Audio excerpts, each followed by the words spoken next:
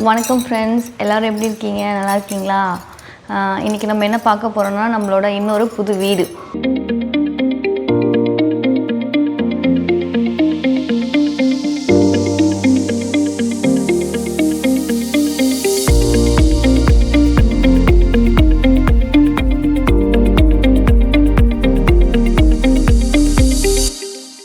இன்னொரு புது வீடு தான், ஆனால் அது எங்களோடது இல்லை, என்னோட வீட்டுக்காரோட தம்பியோடது.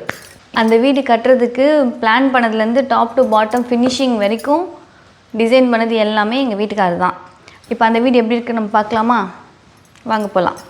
நம்ம வீடு ஆல்ரெடி வீடியோ போட்டிருந்தோம், பார்த்துருப்பீங்க இல்லையா? 8 வருஷம் பழசு. அதாவது பழசுனா மாடல் பழசு, வீடு புதுசாக தான் இருக்குது, ஆனால் கொஞ்சம் மாடல் எல்லாம் பழசு. இப்போ நம்ம கொஞ்சம் அதில் இன்டீரியர்லாம் பண்ணி கொஞ்சம் இந்த இதுக்கு ஏற்ற மாதிரி வச்சுருக்கோம்.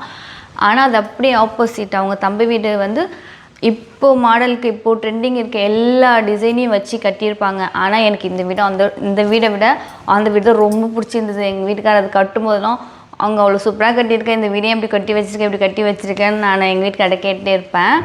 ஆனால் நம்ம வந்து 8 வருஷத்துக்கு முன்னாடி கட்டும்போது இந்த மாதிரி மாடல் தான் இருந்தது. நமக்கு அப்போ அந்த அளவுக்கு தெரியல. நம்ம ஃபஸ்ட்டு இது வீடு கட்டணும், அதனால் நமக்கு ஒன்றும் பெருசாக தெரியல, நார்மலாகவே கட்டியாச்சு. அவர் அதுலேருந்து கொஞ்சம் நிறைய பார்த்து வீடு சம்மந்தமாக அவர் பண்ணி அந்த வீட்டில் வந்து எல்லா டிசைனையும் கொண்டு வந்து வச்சுட்டார். அப்படியே அது பார்க்க வந்து எப்படி சொல்கிறது, ஒரு ரிச் ஃபேமிலியில் இருப்பாங்க இல்லையா, அவங்க கட்டிகிட்டு இருப்பாங்க இல்லையா, அந்த மாதிரி இருக்கும். அதில் ஊஞ்சல் இருக்கும். அந்த வீட்டு பார்த்திங்கன்னா டியூப்ளெக்ஸ் ஹவுஸ், அதாவது இந்த வீட்டுக்குள்ளேயே படிக்கட்டு வச்சு கட்டுவாங்க இல்லையா, அந்த மாதிரி மாடலு.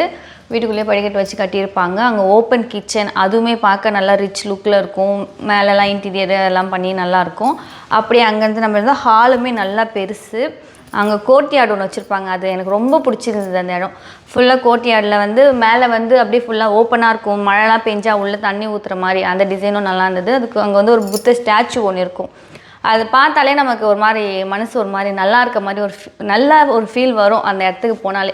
அங்கேருந்து அப்படியே சென்டரில் ஒரு ஊஞ்சல், நல்ல மரத்தில் பெரிய ஊஞ்சல், ஒரு ஃபேமிலியே ஒரு 4-5 பேர் உட்காந்துக்கலாம் அந்த ஊஞ்சல். அந்த மாதிரி அந்த இடம் தான் எனக்கு ரொம்ப பிடிச்சது. அந்த வீட்டிலேருந்து பார்த்தா எல்லாமே பிடிக்கும், ஆனால் அது எனக்கு ரொம்ப பிடிக்கும். அந்த இடத்த பார்த்தாலே எனக்கு ஒரு மாதிரி ஃபீல் ஆகும், ஒரு மாதிரி நல்ல ஒரு இது இருக்கும், வைப் இருக்க மாதிரி ஒரு ஃபீல் ஆகும். அது அந்த பிளேஸ் எனக்கு பிடிச்சிருந்தது.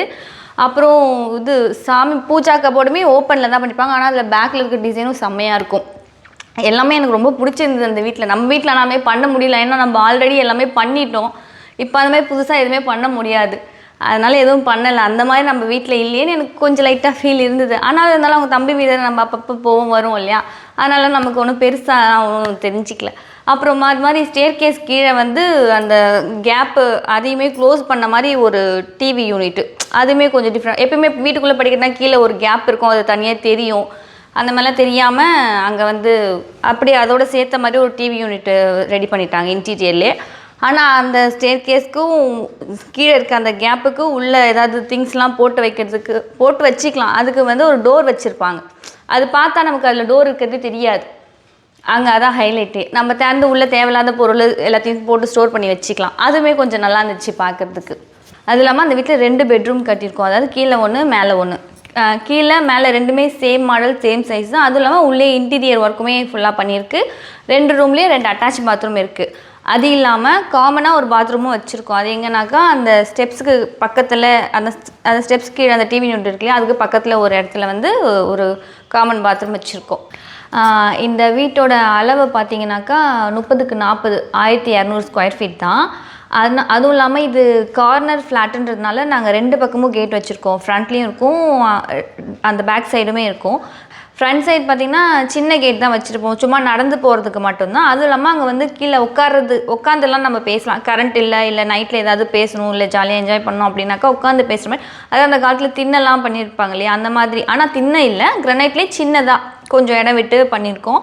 பேக் சைடில் வந்து பார்க்கிங்க்கு ஸ்பேஸ் விட்டு பேக் சைட் கேட்டாண்ட கட்டியிருக்கோம்.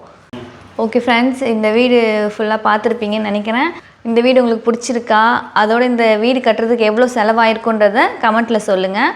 சப்போஸ் இந்த வீடோட பட்ஜெட் என்னன்னு தெரிஞ்சுக்கணுன்னாலும் கமெண்ட்டில் கேளுங்க, நாங்கள் நெக்ஸ்ட் வீடியோவில் போடுறோம். பாய்.